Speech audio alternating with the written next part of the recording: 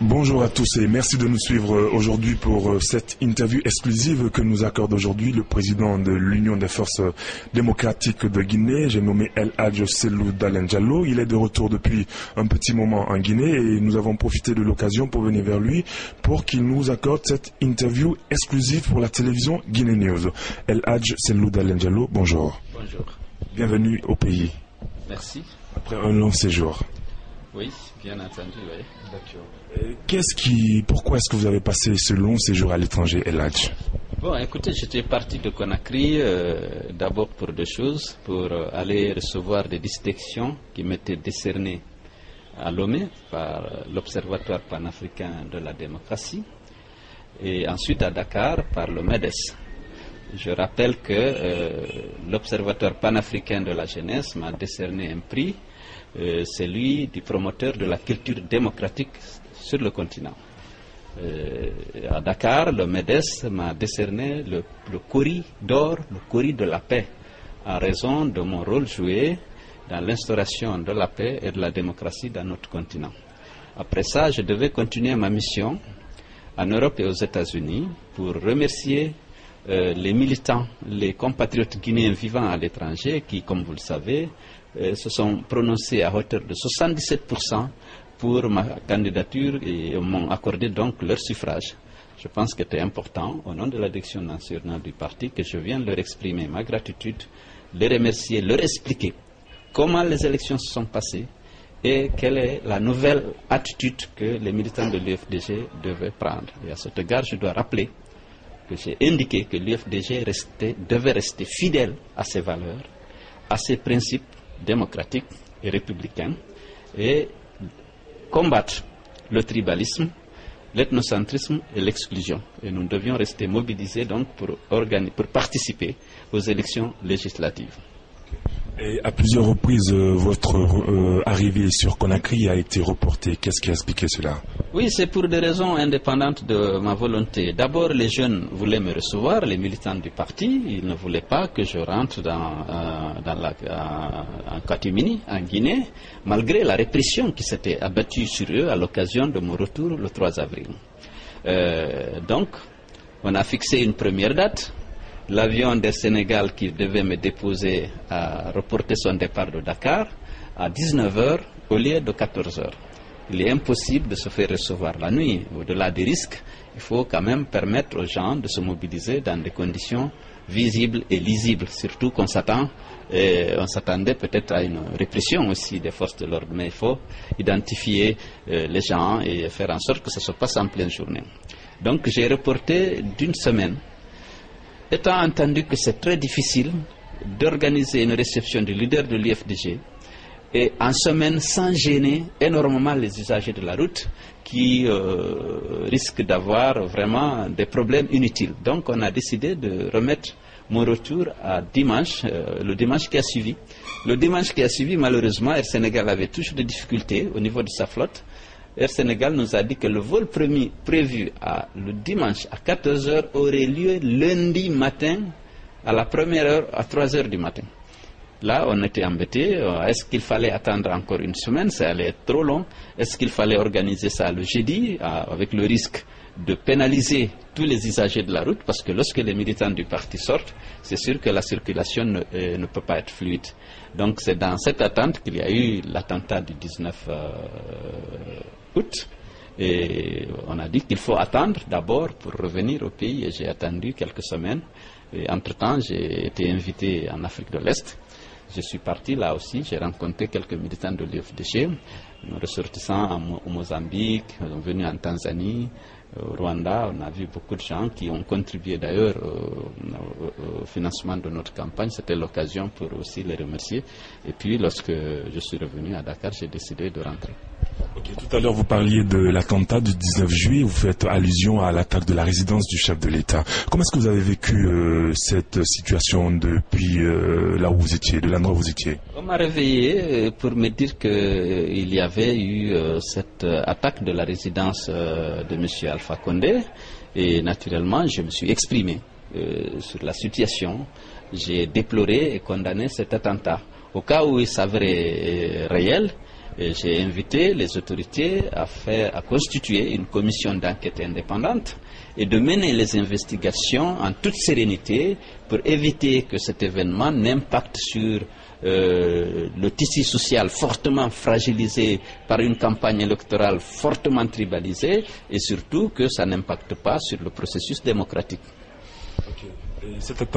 Avec cet attentat, des membres de l'UFDG ont été pointés du doigt. C'est le cas de Bahouri qui a fui, qui a déserté, qui a été obligé de partir de la Guinée à un certain moment.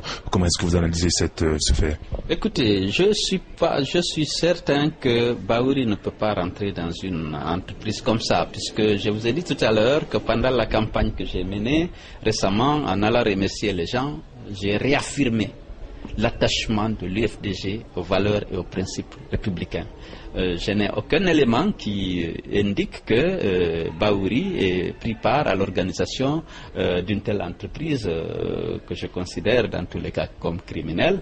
Mais il ne faut pas, comme on en a l'habitude en Guinée, et je l'avais dit au cours de mes interviews, qu'on profite de ces occasions-là pour éliminer les adversaires gênants, parce que nous sommes en Guinée, nous avons une histoire, nous avons des traditions fortement ancrées, où on a utilisé souvent le complot pour éliminer des adversaires gênants. Aujourd'hui, l'UFDG est le parti vraiment leader de l'opposition. Nous prenons nos responsabilités, nous condamnons la dictature, l'exclusion, le tribalisme dont se rendent tous les jours coupables le gouvernement. Il ne faut pas qu'on utilise ce complot pour affaiblir et disloquer l'UFDG en lui attribuant des responsabilités dans cet attentat contre la résidence du président. En attendant les résultats que la justice guinéenne a diligentés, est-ce que vous croyez à la thèse du complot que certaines personnes évoquent la plupart du temps? Écoutez, actuellement il y a beaucoup de zones d'ombre. On attend de voir qu'on mette en évidence la réalité du complot. Et là, je n'ai aucun élément pour croire à la thèse du complot. Mais je n'ai aussi pas d'éléments pour dire que c'est absolument faux. Mais pour le moment, on s'interroge, on attend que le gouvernement mette en évidence l'existence d'un complot et identifie donc, situe les responsabilités. Nous, ce qu'on sait, c'est que si cela est avéré qu'il y a eu complot, c'est loin de l'UFDG, c'est loin des préoccupations. Nous sommes un parti d'opposition ferme sur le respect de la loi, des principes et des règles républicaines. Nous nous battons pour l'instauration de l'état de droit dans ce pays. Nous utiliserons toutes les opportunités que nous offre la loi pour réagir, pour marquer notre opposition à la violation de notre constitution et du code électoral. Mais nous n'entrons pas dans des entreprises qui sont contraires à ces valeurs de déstabilisation de notre pays. Vous êtes rentré récemment sans trompette ni tambour. Est-ce qu'aujourd'hui vous pensez que votre sécurité est garantie? Écoutez, je pense que la sécurité d'aucun Guinéen n'est garantie dans cette pagaille et dans cette insécurité généralisée. Mais lorsque vous êtes leader d'un parti, les militants vous font confiance et se mobilisent derrière vous, vous êtes tenu d'assumer votre responsabilité. Donc je sais que je prends des risques. Vous savez que ma résidence a fait l'objet de beaucoup de visites et personne n'a assumé. Même la visite rendue à mon beau-fils où s'était réfugiée ma famille, où à l'occasion de laquelle visite on a procédé à l'arrestation de mes enfants, de ma famille, on a violenté ma femme, on m'a adressé des injures, personne n'a assumé. Même s'ils ont été déposés à une gendarmerie où ils ont été entendus sur PV et ce domicile a été perquisitionné, mais personne n'assume. Lorsque les gens sont venus à 13h chez moi pour dire aux occupants de la maison qu'on doit comprendre dans cette maison qu'il y a un seul président, c'est Alpha Condé, et là aussi personne n'a assumé. Même Alpha Condé, qui en accordant une interview à Jeune Afrique, a dit que c'était des gens qui venaient faire des revendications par rapport à un partage d'argent, et que ce n'étaient pas des gens qui étaient venus intimider. Alors donc, puisque lorsqu'il y a des visites des militaires, en tenue, avec des véhicules de l'armée, identifiés, personne n'assume. on ne peut pas dire qu'on est en sécurité. Mais il y a la responsabilité à assumer. Il y a la confiance du peuple de Guinée à assumer. Donc je ne peux pas me dérober à cette responsabilité. Et c'est pourquoi je suis rentré pour mener le combat contre la dictature, contre le tribalisme et contre l'exclusion, afin que la Guinée soit une société démocratique débarrassée de la haine, de l'exclusion et de la mauvaise gouvernance. Récemment, le chef de l'État a envoyé des émissaires vers vous pour un tête-à-tête. Vous avez décliné l'offre. Je n'ai pas décliné. J'ai demandé qu'on me donne le temps de consulter ma base. Je suis le premier responsable d'un parti qui a sa discipline. Il y a une semaine, nous avons fait une déclaration pour déplorer la visite rendue à Alpha Condé par un de nos hauts responsables sans en informer le parti ni avant ni après. Je ne peux pas déplorer cette attitude du haut responsable d'un de mes adjoints et moi-même me livrer de telles pratiques. Je n'ai jamais dit non que je ne rencontre pas M. Alpha Condé, mais j'ai dit que je ne peux pas, dans une heure là, puisque c'était pratiquement dans une heure que je devais me rendre au palais de la présidence, j'ai dit qu'il faut que je consulte ma base, que je les informe, qu'on en discute, parce que la rencontre avec le président actuel, je pense que c'est important. Il y a tellement de conflits, il y a tellement de problèmes, il y a tellement de frustrations. Il faut préparer une telle rencontre afin de voir si elle peut être productive pour le pays, pour la paix et pour la réconciliation. On ne peut pas aller spontanément comme ça, et il faut respecter aussi la base et pour essayer de l'informer qu'il y a cette initiative qui est prise, solliciter son accord et son mandat pour aller à une telle rencontre. Parlant de consultation, il a été fait cas aussi que vous devriez consulter la coordination du Fouta Djallon aussi. Bon, ça c'est absolument faux. J'ai fait diffuser un communiqué pour dire que le seul motif que j'ai invoqué pour demander le report de la rencontre était la nécessité pour moi de consulter le parti. Je n'ai jamais fait allusion à la consultation des sages de la coordination du Fouta, comme a voulu le laisser croire le bureau de presse de la présidence. Et j'ai déploré cette attitude. Pourquoi? Parce que de tout le temps, pendant la campagne, on a voulu identifier l'UFDG à un parti ethnique, à un parti du Fouta qui ne cherche qu'à défendre une communauté, une région. Alors que nos statuts sont clairs, notre programme est clair, nos discours ont été clairs et constants. On n'a jamais dérogé à la règle. Nous nous sommes rendus dans l'ensemble des 33 préfectures du pays, nous avons tenu le même discours, appeler les Guinéens à exclure de leur comportement, à bannir de leur comportement le tribalisme et l'ethnocentrisme. L'homme doit être jugé par rapport à ses actes, par rapport aux valeurs auxquelles il est fidèle et non par rapport à son lieu de naissance ou à son ethnie. J'ai dit qu'il faut que la Guinée se modernise et qu'on arrête de nous haïr sur la base ethnique ou par rapport à nos sensibilités politiques. Ce que je reproche aujourd'hui au gouvernement d'Alpha Condé, c'est justement cette tendance à diviser la Guinée en excluant une partie des Guinéens. Et ne croyez pas que je ne parle pas de la communauté peul, je parle de ceux qui ont soutenu ou qui sont membres de l'UFDG ou des autres qui ne sont pas de son parti. Je pense que notre constitution est claire. Elle a cherché à protéger l'unité de la nation et l'égalité des citoyens. Et je pense que la responsabilité, le sens de responsabilité, commande à un président de la République de veiller à l'équité, à ce que son administration, son gouvernement veille à tenir la balance égale entre les ethnies, à définir des critères objectifs de sélection de ses collaborateurs. Ce n'est pas l'aspect politique seulement. Les Guinéens ont droit à l'emploi public. Ils ont droit à assumer des responsabilités au sein de notre assimilation, non pas sur la base de leur appartenance ethnique ou de leur sensibilité politique. Et aujourd'hui, ça fait partie des choses que nous déplorons et que nous condamnons parce qu'Alpha Condé est en train de diviser la Guinée. Donc, à comprendre, de près, il y a donc eu cacophonie entre le bureau de presse ou encore avec l'émissaire ou les émissaires, parce que de l'autre côté, on parlait de plusieurs émissaires et de votre côté, au niveau de l'UFDG, on a parlé d'un émissaire. Il y avait 3 contre-vérités. La première, le rendez-vous n'était pas fixé le jeudi à 11h.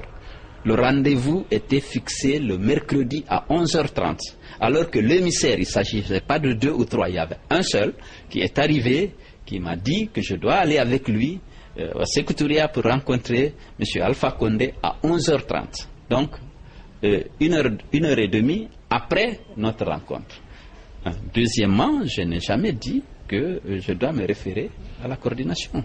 Je pense que j'ai dit que c'est la même campagne à laquelle le RPG est habitué de discréditer notre parti, alors qu'ils savent que le candidat du RPG a exclu une région dans laquelle il ne s'est pas rendu pendant le premier et le deuxième tour.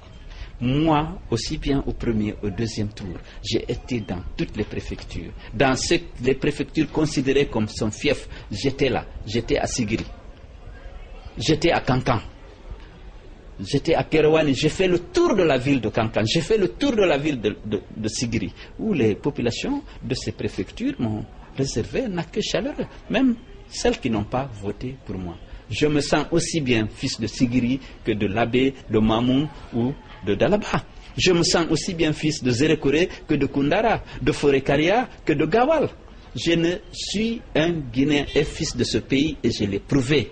Je voulais être le président de tous les Guinéens. J'ai tenu le discours qu'il fallait, j'ai fait la tournée qu'il fallait et personne ne peut me reprocher, ni dans mon discours, ni dans mes attitudes, une tentative quelconque d'exclusion ou de tribalisation du débat politique. Je m'étais élevé en son temps fortement contre l'implication des coordinations régionales dans le débat politique. Vous vous souvenez?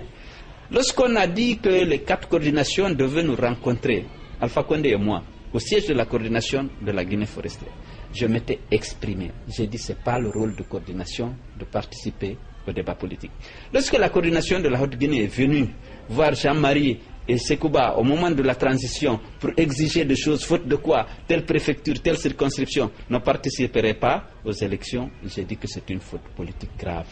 Les coordinations doivent être au-dessus de la mêlée. Les coordinations, par définition, doivent être apolitiques. Parce qu'au sein d'une même région naturelle que couvre une coordination, il y a plusieurs partis, il y a plusieurs candidats. Une coordination ne peut pas prendre part pour un candidat et laisser un autre. Elle est par définition, comme je l'ai dit, apolitique et elle ne peut pas s'impliquer dans le débat politique. Malheureusement, on a vu la coordination de la Folée remercier le président allait remercier des coordinations, leur demander de rester fidèles. On a vu des coordinations s'engager à soutenir M. Alpha Condé pour qu'il gagne les élections législatives. Ce n'est pas bon. Les coordinations doivent être un recours. Si au niveau des partis politiques il y a des contentieux, il y a des tensions, pour qu'elles procèdent à l'apaisement. Et pour qu'elles puissent être efficaces dans cette mission, il faut qu'elles soient crédibles et qu'elles soient au-dessus de la mêlée. Il ne faut pas mélanger les rôles, ce n'est pas bon. Nous sommes dans un pays qui est devenu très fragile, notamment en fonction de la tribalisation du débat politique. Il faut qu'il y ait des recours crédibles, indépendants, neutres et impartiaux.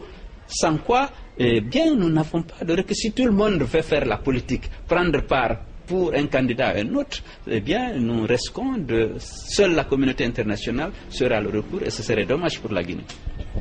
Avant de venir à la vie de votre parti, les Guinéens aimeraient savoir qui est cet émissaire qui est venu vers vous pour dire que le président demandait à vous rencontrer. Écoutez, si le bureau de presse n'avait pas mis cette démarche sur la place publique, je n'en aurais pas parlé. Parce que pour que certaines choses soient efficaces, je pense que les responsables, lorsqu'on est responsable, on doit faire preuve de responsabilité. Je ne souhaite pas, moi, ici, révéler publiquement le nom de cet émissaire. D'accord. Nous revenons à la vie de l'UFDG, votre parti. Ces temps-ci, on nous parle d'un malaise au sein de votre formation politique. Récemment, vous faisiez cas de la rencontre du président de la République avec un cadre de votre parti sans l'aval du parti. Je parle de Salio Bella qui a été reçu par le président Alpha Condé. On nous parle aussi du torchon qui brûlerait entre Baouri et vous. Qu'en est-il réellement? Ou encore une affaire de 14 milliards de nos francs qui serait à la base de la déstabilisation de l'UFDG? Bon, je n'ai pas encore appris, je n'ai pas entendu parler de cette affaire de 14 milliards. Bon, je ne sais pas de quoi il s'agit. Ce que je peux dire, c'est que l'UFDG est plus unie et plus déterminée que jamais. Vous l'avez vu depuis ma rentrée. Comment les gens sont mobilisés sous la pluie, pendant le mois de Carême. Nos militants et sympathisants étaient là, derrière le parti, derrière leur président. Après le revers qu'on a eu à la suite de l'élection présidentielle, dans le débat, il peut y avoir des malentendus, qu'on essaie de situer les responsabilités là où elle est ou là où elle n'est pas. Il y a quelques petites divergences, mais qui ne mettent pas en cause la cohésion et l'unité de la direction du parti. Aujourd'hui, j'ai rencontré Bahouri à Paris. On a discuté, comme je l'ai dit dans une interview que j'ai accordée après à un site guinéen, qu'il y avait quelques divergences, quelques malentendus par rapport à des stratégies, par rapport à mettre en œuvre, par rapport à... Il y a des questions d'intendance, de préscience à l'intérieur du parti. Mais je pense que le parti a des statuts, le parti a un programme, le parti a un règlement intérieur. Nous avons tous réaffirmé notre attachement à ces documents, à ces textes fondamentaux de l'UFDG. Et je pense que c'est autour de ça qu'on doit se réunir et c'est autour de ça qu'on doit diriger le parti. Et à cet égard, on a dit qu'on était d'accord et je pense que les malentendus, ça peut arriver dans toute organisation aussi importante que l'UFDG, mais je pense aujourd'hui qu'il n'y a pas de malentendus et que la direction du parti va continuer à accomplir la mission que les militants lui ont confiée. C'est vrai, mon absence prolongée a suscité beaucoup de petits problèmes, mais avec mon retour, je suis en train de réorganiser les choses sur la base du règlement intérieur et des statuts du parti, de rassurer tout le monde, et vous avez vu les mobilisations qui sont là. La force de l'UFDG, c'est ces militants qui sont déterminés aujourd'hui plus hier et qui sont prêts naturellement à se mobiliser davantage demain pour exiger le respect de la Constitution et des lois de la République. À quand le retour de Bahouri au pays? Écoutez, Bahouri, il est à Paris, à ma connaissance. Moi, je l'ai laissé là. Je ne peux pas vous dire à quelle date exacte. Il y a des décisions qu'on prend personnellement en fonction peut-être de la perception qu'on a de la sécurité ou de l'insécurité, mais je pense qu'il ne tardera pas à revenir au pays. Récemment, le chef de l'État a accordé une grâce à vos militants qui étaient incarcérés à la maison centrale de Conakry. Quel a été votre sentiment à l'annonce de cette nouvelle? J'ai fait diffuser aussi un communiqué pour exprimer mes points de vue. J'ai dit que c'est une réparation partielle d'une injustice commise à l'endroit de l'UFDG et de ses militants. Vous vous souviendrez qu'à mon arrivée le 3 avril, une répression sauvage s'est abattue sur mes militants, dont le seul crime est d'avoir été à l'aéroport le jour de mon arrivée ou d'être au bord de la rue pour applaudir leur leader. C'était une grande déception pour moi que Alpha Condé, qui sous Conté, sous Dadis ou Sekouba, se faisait accueillir par ses militants et se faisait conduire chez lui sans que aucune force de l'ordre ne perturbe ses réceptions. Il y a des moments où j'étais au gouvernement, il revenait ici. Moi, après avoir posé les actes que j'ai posés pour la paix et l'unité de ce pays, en mettant l'intérêt de la nation au-dessus de mes intérêts personnels, vous savez que j'ai des militants pour protester, pour occuper la rue. Personne ne peut le contester à Conakry comme à l'intérieur. J'ai pris la décision, malgré tous les doutes, malgré même les preuves que j'avais, qu'il y ait fraude, d'accepter les résultats proclamés par la Cour suprême, faisant de Alpha Condé le vainqueur de l'élection présidentielle. La communauté internationale a salué mon attitude. J'ai reçu des distinctions et des prix. J'ai été accueilli partout, félicité et respecté. Je rentre dans mon pays après avoir laissé Alpha Condé en tant qu'opposant les 100 jours sans rien dire, en m'imposant une obligation de réserve. Je rentre, on m'accueille avec des balles réelles parce qu'il a donné des instructions de tirer sur les gens. On a tué Zakaria Diallo, on a blessé 8 personnes par balle. On arrête les gens à 11h, 10h, 11h, ceux qui étaient là. Des hauts responsables du parti, comme la présidente de Matam, la présidente de Dixine, Mme Yari Biriki, qui est membre de la direction nationale du parti. On les brutalise, on les arrête. Alpha Condé donne des instructions qu'on les juge et qu'elle le condamne. Près de 47 condamnations. Lorsqu'on libère des gens, on annule cette anomalie. Je suis content parce que mes gens retrouvent la liberté. Mais c'est que parmi mes gens, il y avait des gens qui sont chargés de ma sécurité. Une dizaine de gens.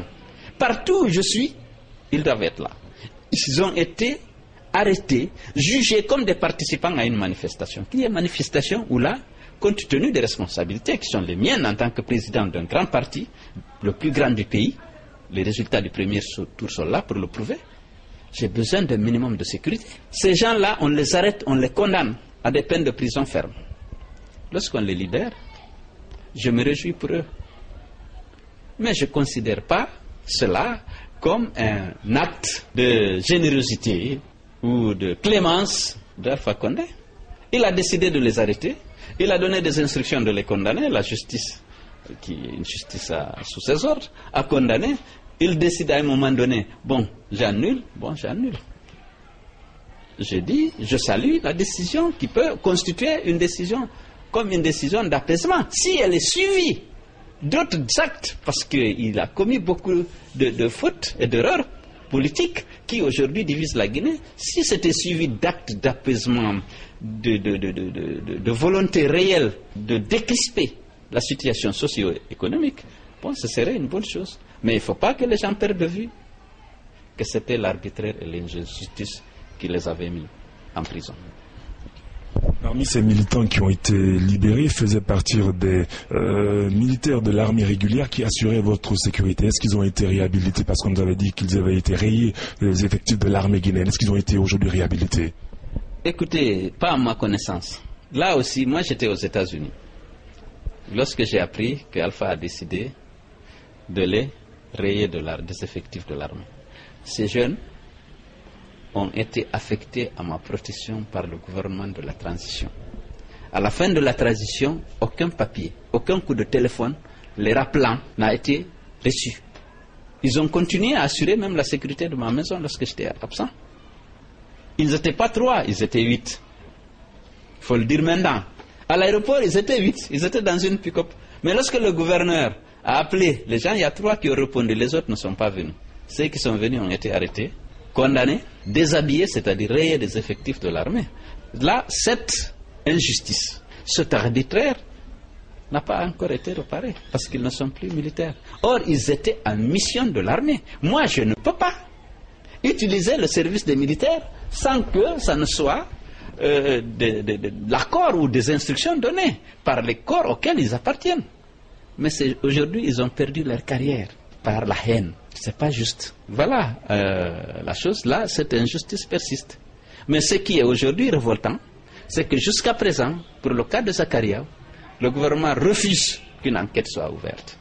Il refuse même de prendre le dossier, la plainte constituée, formulée par la famille de Zakaria, parce que la justice a reçu des instructions de ne pas prendre la plainte. Dans quel pays on est? Je ne sais pas. C'est la haine et l'arbitraire qui inspirent et qui guident malheureusement ce gouvernement. Et c'est ça le problème. C'est ça le problème aujourd'hui. Les gens sont choqués. La réconciliation, c'est dans le cœur. Lorsque vous avez de l'espoir, lorsque vous avez confiance, même si la misère est à votre porte, vous pouvez admettre, accepter des choses en disant que c'est pour demain, ça va changer. Parce qu'on ne peut pas faire changer tout en même temps. On n'a pas reproché à Alpha Condé de n'avoir pas donné du courant jusqu'à présent. Il y a des problèmes structurels dont la résolution demande du temps, de l'argent, de l'expertise. Mais quand même, le respect de la dignité de l'autre, le sens du partage, l'équité, la justice, ça c'est des signaux qu'il aurait pu donner. Malheureusement, constatez, c'est l'arbitraire, la dissolution des conseils communaux, dont les membres n'ont pas voulu faire des ailes parfois ou n'ont pas voulu le soutenir pendant l'élection présidentielle et qui ne peuvent pas, sur lesquels ne peuvent pas compter pour organiser la fraude qu'ils veulent organiser à l'occasion des élections législatives. Ces gens-là ont été démis, ils sont élus comme lui, en violation flagrante du code des collectivités. Est-ce qu'on va continuer à vivre comme ça dans l'arbitraire? J'ai dit qu'on s'est battu ces dernières années pour l'avènement d'une société juste, d'une société où les droits des citoyens sont respectés, où leur dignité est respectée. Des gens ont donné leur vie au pont du 8 novembre, au stade du 28 septembre. Comme je ne le dis pas pour que Cellou, Alpha, Sidi Aoukiati soit président, mais pour que la Guinée soit une Guinée solidaire, fraternelle, où le droit de chacun est respecté, où il y a la fraternité entre les fils et les filles de ce pays. Ce pays, c'est Dieu qui l'a donné à toutes les communautés. Chacun de nous est citoyen de ce pays. Il faut que le droit de certains soit. S'il n'y a pas ça, il n'y aura pas la paix, il n'y aura pas la réconciliation. C'est ça le problème. Les gens, les manifestations des années passées, 2007, 2009, nous exigeons la démocratie, nous exigeons la bonne gouvernance, nous exigeons le respect de la dignité des citoyens. Ils ont malmené l'unité nationale pendant la campagne. Nous pensions qu'une fois installé en tant que président de la République, le professeur de droit qu'il est allait tenir un discours d'apaisement, rassurant, suscitant l'espoir chez chaque citoyen et la confiance de toutes les composantes politiques, ethniques de la nation, pour qu'on aille maintenant vers le développement, pour qu'on élimine la haine et le règlement de compte des pratiques de nos gouvernements. Malheureusement, qu'est-ce que nous constatons? C'est lui qui revendique 40 ans de combat pour la démocratie et les libertés. Les politiques d'exclusion des citoyens guinéens, de la privation des droits à beaucoup de citoyens parce qu'ils sont membres de l'UFDG, parce qu'ils appartiennent à d'autres communautés. C'est ça que nous attendions? Non. Nous attendions une politique crédible de réconciliation, des actes et des discours qui vont dans le sens de la restauration de la confiance entre les composantes ethniques de notre pays, entre les citoyens et le gouvernement. Aujourd'hui, tous les Guinéens sont déçus. Les conditions de vie ne sont pas améliorées. On n'a pas d'électricité, on n'a pas d'eau. Ça, c'est tolérable, on peut dire, il faut du temps. Même si les politiques menées ne sont pas efficaces, on le sait, parce qu'il y a l'inexpérience et il n'y a pas la confiance. Mais quand même la haine, l'absence d'un sens de partage, de ce qui est considéré comme commun à notre pays, le favoritisme, le népotisme, le tribalisme, l'exclusion. Ça, il faut le déplorer. Il y a des choses qu'on peut expliquer. J'ai parlé de l'électricité, même de l'inflation, du prix du riz. Ils ont promis de donner le prix du riz à 21 000. C'est par inexpérience ou mauvaise foi. Qu'importe, ce n'était pas possible. Le riz a un prix. Mais l'absence de justice, l'arbitraire, l'exclusion, le tribalisme, ça, c'est des actes qu'on aurait posés. On aurait donné des signaux forts qui auraient, naturellement, comme je l'ai dit, suscité la confiance, qui auraient suscité l'espoir. Mais aujourd'hui, les Guinéens sont désespérés. Parce que ce qu'on attendait, on ne l'a pas eu. Et on voit que c'est la haine et l'exclusion qui semblent inspirer, hélas, Alpha Condé et son gouvernement. Revenons à l'actualité politique nationale. Lousseni Camara a été porté à la tête de la CENI récemment. Votre analyse? Non, écoutez, je savais que par rapport aux élections législatives, et c'est là aussi la grande déception de la classe politique et du peuple de Guinée, nous avons décidé de considérer que Alpha Condé est le vainqueur des élections, de l'élection présidentielle. Nous avons décidé d'aller nous battre dans les élections législatives pour avoir un groupe de députés qui reflète le poids politique de chaque parti. Nous voulons qu'il y ait des élections législatives équitables, libres et transparentes. Nous avons senti que Alpha Condé ne veut pas, là aussi, vraiment respecter le code électoral et la constitution. Il veut organiser les conditions d'une fraude massive pour s'octroyer et la légitimité et la majorité à l'Assemblée nationale. La tentative de reprendre entièrement le recensement alors qu'il y a un fichier et que la loi dit que ce fichier est permanent, il fait l'objet de révision. La signature d'un protocole d'accord entre la CENI et le MATAP pour transférer les pouvoirs au MATAP alors que la CENI tient ses pouvoirs de la Constitution de la République. L'invitation qu'il a faite au préfet, au gouverneur, de sortir de leur neutralité pour soutenir le parti présidentiel. La dissolution des conseils communaux dont j'ai pensé tout à l'heure, communautaires dont j'ai parlé tout à l'heure. Tout ça pour organiser une fraude. Nous avons dit que nous n'acceptons pas ça. Nous avons, non collectif des partis politiques pour la transition, nous avons rédigé un mémorandum où nous exprimions clairement nos préoccupations et nous demandons de régler un certain nombre de problèmes, notamment la CENI. Il faut qu'il y ait la confiance en la structure chargée d'organiser des élections, pour que les résultats soient acceptés. Et ça, c'est une source de conflit, la contestation des résultats. Donc, il faut créer toutes les conditions pour que les gens aient confiance à la structure, aux procédures et aux règles qui vont régir l'organisation des élections législatives. J'ai déjà rappelé les actes qu'il a posés. De transférer les prérogatives de la CENI au MATAP, d'organiser, de dérouler les responsables communaux et communautaires qui ne lui seraient pas favorables, de demander au préfet dont la neutralité est requise dans l'organisation des élections. C'est une fois qu'il ne vote pas, mais il ne doit pas faire campagne.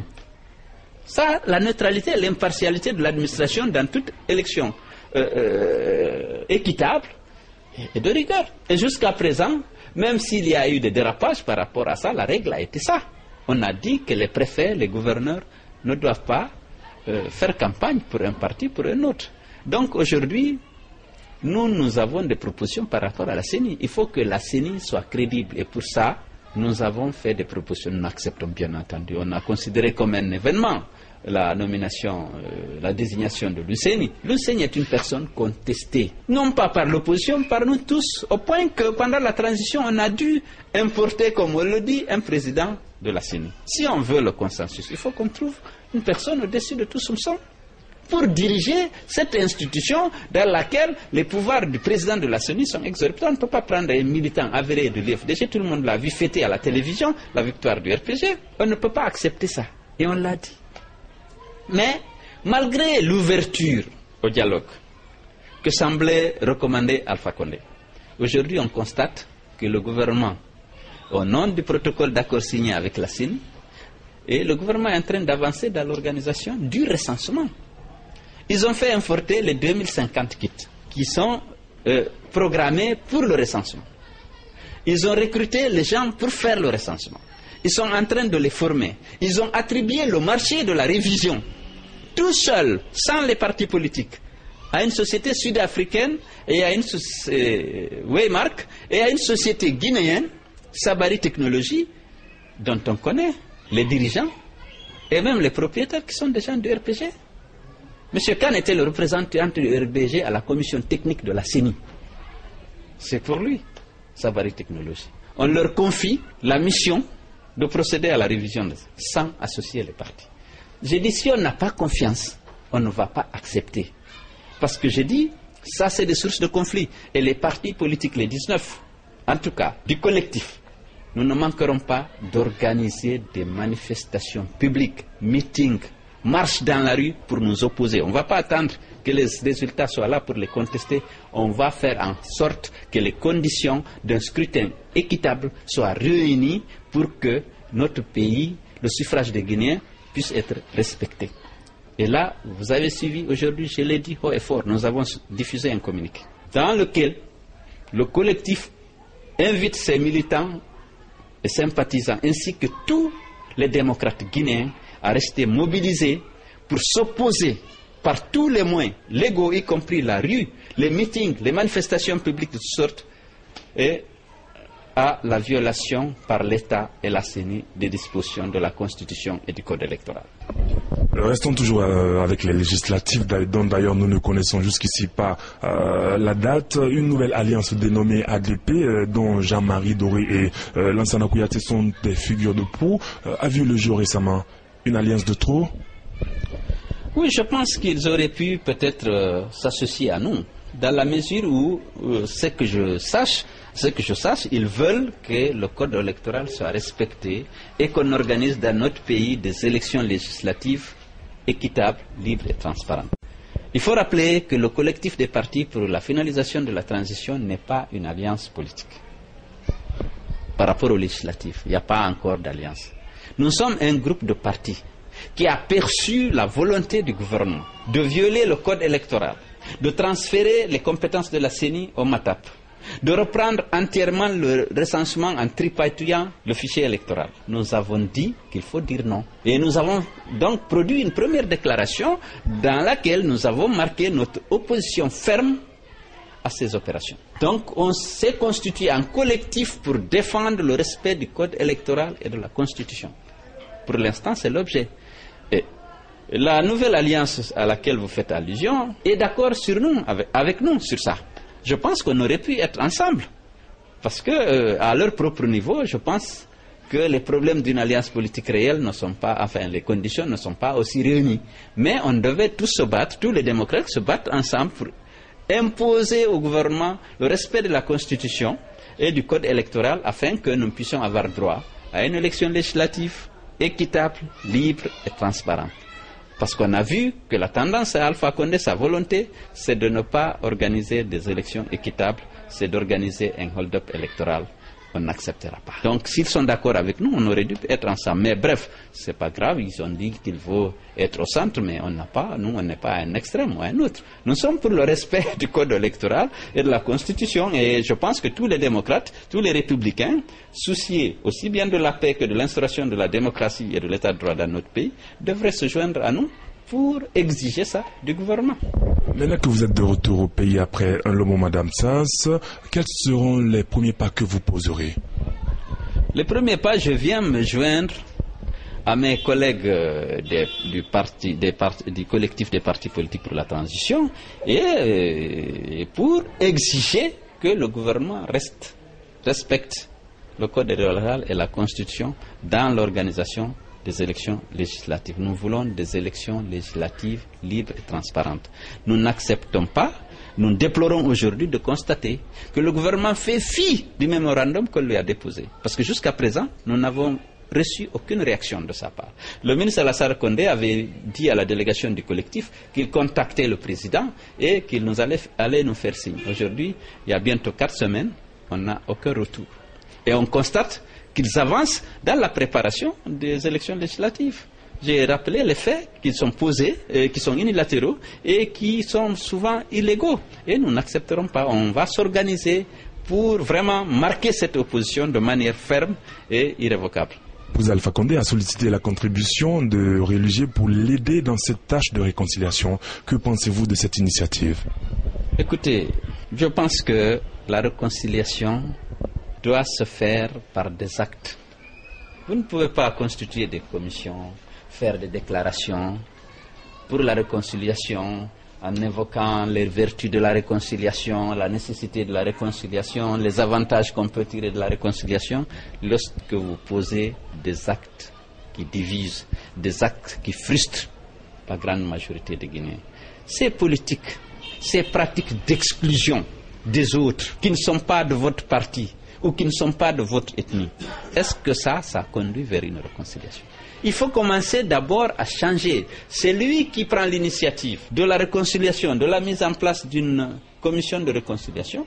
On doit évaluer d'abord les actes qu'il pose, leur cohérence par rapport à cette volonté de réconcilier les Guinéens. Je vous ai dit que nous sommes dans un pays qui a une expérience douloureuse de la gestion de l'État. Les Guinéens font beaucoup attention. Ils sont vigilants. Aujourd'hui, vous voyez les actes qui passent. Vous voyez les décrets qui sont pris. De nomination. C'est un patrimoine commun, l'administration guinéenne. Jusqu'à présent, même s'il y a des règles qui ne sont pas écrites, on veille à ce qu'il y ait un minimum de règles. On est en train de rompre avec cette tradition. Mais c'est visible, tout le monde voit. Est-ce qu'on peut demander la réconciliation et être crédible lorsqu'on pose des actes de cette nature, qui excluent des gens en fonction parce qu'ils appartiennent à un autre parti politique, parce qu'ils appartiennent à une autre ethnie qui n'est pas la vôtre? Est-ce que c'est ça? Alors vous allez mettre 1000 commissions. La réconciliation, c'est dans le cœur, c'est l'espoir, c'est la confiance des citoyens. Et là, on ne l'achète pas. Les gens examinent et s'assurent que leur dignité est respectée, que leur droit est respecté. Et que celui qui prône cette réconciliation a une certaine crédibilité. Le premier responsable du pays, le premier magistrat du pays a une responsabilité importante parce qu'il inspire le comportement non seulement de ses collaborateurs, mais presque de toute l'administration. C'est ça en Afrique. Le régime est présidentialiste, mais les actes du chef sont regardés, analysés, et les gens s'en inspirent. C'est pourquoi c'est une grave responsabilité d'être président de la République. On m'a posé la question tantôt lorsque j'étais candidat. Sur quoi vous comptez pour changer? J'ai dit, je contribuerai au changement par l'exemple que je donnais, dans le respect de la loi, dans le respect des règles et des procédures, et dans l'assurance que je donnais à chaque Guinéen que je suis le président de tous les Guinéens. Et mes actes seront conformes à cette idée, à cet idéal, à cette valeur. Et qu'est-ce que vous proposez donc aujourd'hui pour que le tissu social de notre pays soit totalement recousu? Je crois que c'est à la fois simple et compliqué. Il faut que ceux qui nous gouvernent changent. Il faut qu'ils se comportent comme les dirigeants d'un pays, de tous les Guinéens, les dirigeants de tous les Guinéens. L'article 20 de la Constitution dénonce et condamne la discrimination dans l'emploi public. On ne peut pas exclure un citoyen d'une responsabilité dans l'administration publique parce qu'il appartient à un autre parti, parce qu'il appartient à une ethnie. Ça, ce n'est pas de nature à rassurer, à réconcilier. Donc, je pense, la commission, ça peut être une bonne chose. Si les gens sont au-dessus de tout soupçon, s'ils ont la crédibilité nécessaire. Mais ça ne suffira pas. Il faut savoir où est l'origine du mal, où est l'origine de la frustration. Aujourd'hui, ce n'est pas les militants de l'UFDG seulement qui sont frustrés. Il y en a beaucoup, interrogés dans la rue. Parce que les gens observent. Ils sont habitués au minimum de respect de règles non écrites. Dans le partage des biens communs. Le pouvoir ici, c'est une mission, c'est du travail. Mais aussi c'est perçu comme un avantage. Nommer quelqu'un préfet, ministre, directeur général, c'est perçu. Et la perception compte. Lorsque vous ne répartissez pas équitablement, vous êtes suspect. Et lorsque vous êtes suspect, on n'a pas confiance, on n'a pas la paix du cœur. On a des doutes. Ça ne peut pas favoriser l'entente, la fraternité, la cohésion sociale dont le pays a besoin pour avancer. Quels sont aujourd'hui vos rapports avec le chef de l'État, le professeur Alpha Condé? Non, nous n'avons pas de rapport particulier. Il est président, je suis opposant. Il y a eu cette initiative qu'il a prise de m'inviter à une rencontre. Pour les raisons que je vous ai indiquées, je ne pouvais pas répondre séance tenante. J'ai demandé qu'on me donne le temps. Et bien entendu, j'ai consulté ma base. Elle me laisse le soin d'apprécier l'opportunité, le timing de la rencontre si elle doit avoir lieu. Ils m'investissent, ils me donnent le mandat, ils me font confiance. Ils disent ils m'ont souhaité que je décide en fonction des intérêts de la Guinée et du parti. Quand donc cette rencontre, cette fatidique rencontre, à quand? Ça dépendra de nous deux. Si jamais cette rencontre avait lieu et que le président Alpha Condé vous proposait comme ça le poste de Premier ministre, est-ce que vous accepterez l'offre? Je ne me bats pas en politique. J'ai occupé tous les postes sauf le poste de président. J'ai décidé de faire la politique pour contribuer à l'instauration d'une démocratie véritable, pour contribuer à assurer la sécurité et le respect de la dignité de chaque Guinéen. Je ne cherche pas un portefeuille ministériel. S'il y a des politiques, s'il y a un accord pour mener des politiques conformes à mes valeurs, recoudre le tissu social, promouvoir la fraternité véritable entre les Guinéens, respecter les lois et la constitution de la République, saisir les opportunités qui s'offrent à la Guinée pour promouvoir un développement pour tous, garantir l'indépendance de la justice, l'UFDG pourrait accepter sur la base d'engagements précis quant aux politiques à mener de participer à ce combat. Ce n'est pas seulement, les gens ne sont pas seulement à l'UFDG pour que moi je sois président, mais pour contribuer à l'instauration de la justice, contribuer au développement, au bien-être de la population, à la sécurité des Guinéens, au respect de leur dignité, et tout en, bien entendu, tenant la balance égale entre les ethnies et les régions. Faire prévaloir le mérite et inventer des politiques spécifiques pour aider les plus vulnérables, ceux qui n'auront pas pu suivre naturellement le train de développement. Et voilà ce que je peux dire à ce stade. Guinée aimerait savoir à quand remonte votre dernier contact avec le président Alpha Condé, téléphonique ou physique? Écoutez, la dernière fois que j'ai parlé au professeur, c'est à l'occasion du décès de son frère. C'était à mon initiative. Je l'ai appelé pour lui adresser mes condoléances. Je connaissais bien son frère Malik. Et c'est la dernière fois qu'on a parlé, c'est la seule fois qu'on a parlé depuis son installation au pouvoir. C'était quand? C'était quelques jours avant son investiture. Nous sommes déjà pratiquement à la fin de cette interview, mais bien avant, nous savons tous, tout le monde, surtout les Guinéens de l'étranger, toutes les personnes qui sont à l'étranger généralement pour s'informer, vont directement sur le site de Guinée News. Et nous avons maintenant une télévision en ligne. Qu'est-ce que vous pensez de notre journal Guinée News? Bon, écoutez, je vous félicite pour votre contribution à l'organisation du débat. Et si vous êtes considéré comme l'un des sites les plus consultés, c'est grâce à votre effort, certainement dans l'objectivité, dans la collecte et l'analyse des informations. Donc, je tiens à vous féliciter, à vous encourager à continuer dans le respect de la déontologie, dans le respect de l'éthique d'une rédaction qui soit digne de la Guinée dans un contexte particulièrement difficile où la neutralité et l'objectivité ne font pas toujours légion dans les rédactions aussi bien de nos sites que de notre presse de façon générale. Et quelle est la fréquence de fréquentation de Guinée News par vous de façon hebdomadaire au quotidien? Je vous consulte régulièrement.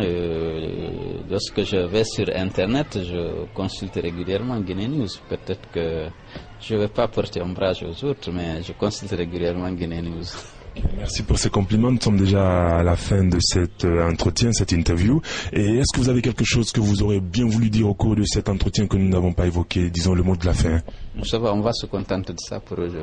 El Hadj Cellou Dalein Diallo, merci. Merci à vous aussi. Et courage. Merci à vous qui avez eu du plaisir à nous suivre pour cet entretien exclusif que nous a accordé El Hadj Cellou Dalein Diallo. Il est le président de l'UFDG, l'Union des forces démocratiques de Guinée. Merci, les programmes se poursuivent sur Guinée News TV et à bientôt. Merci.